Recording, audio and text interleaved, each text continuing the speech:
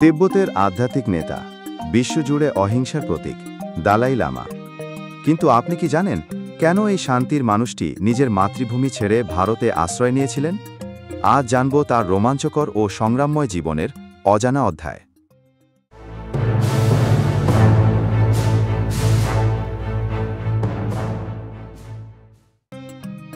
1935 সালের 6 জুলাই তিব্বতের সীমানার ঠিক বাইরে এক ছোট্ট গ্রামে জন্মগ্রহণ করেন। তখন তার বাবা মা লামো ধুন্দুব নাম দিয়েছিলেন। মাত্র 2 বছর বয়সে তাকে স্বীকৃতি দেওয়া হয় ত্রয়োদশ দালাই লামার পুনর্জন্ম হিসাবে। 4 বছর পূর্ণ হওয়ার আগেই তিনি বসেন দালাই লামার সিংহাসনে। নতুন নাম হয় তেনজিন গ্যাতসো।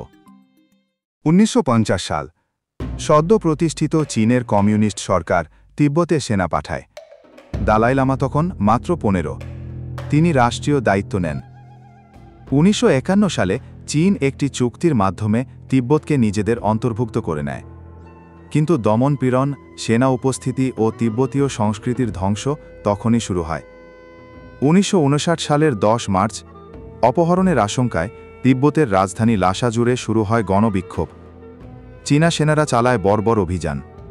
নিহত হন হাজার হাজার তিব্বতীয়। এক রাতে সৈনিকের ছদ্মবেশে দালাই লামা পাড়ি দেন হিমালয়। 15 দিনের কষ্টকর যাত্রার পর পৌঁছান ভারতের সীমান্তে। ভারত তাকে আশ্রয় দেয় এবং তিনি ধর্মশালায় স্থায়ী হন। ধর্মশালায় বসেই তিনি গড়ে তোলেন নির্বাসিত তিব্বত সরকার। বিশ্বজুড়ে তিনি প্রচার করতে থাকেন তিব্বতের দুঃখ কষ্ট। তার অহিংস আদর্শ ও মধ্যপন্থা প্রস্তাব বিশ্বজুড়ে প্রশংসিত হয়।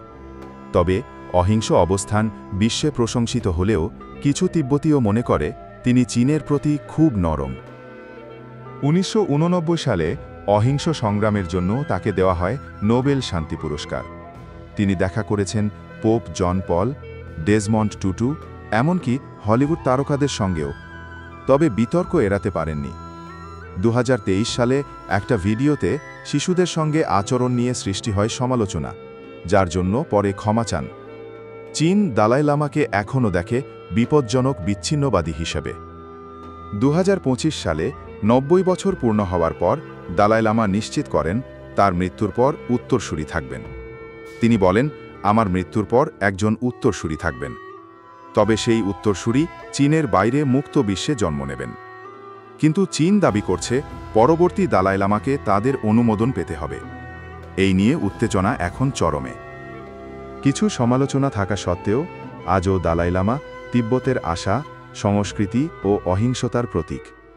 তার জীবন যেন এক জীবন্ত ইতিহাস, যেখানে আধ্যাত্মিকতা, রাজনীতি এবং মানুষের প্রতি শ্রদ্ধা এক সুতোয় গাঁথা। আজ এ পর্যন্তই। এই ভিডিওটি ভালো লাগলে লাইক দিন, শেয়ার করুন এবং সাবস্ক্রাইব করুন আমাদের চ্যানেলে।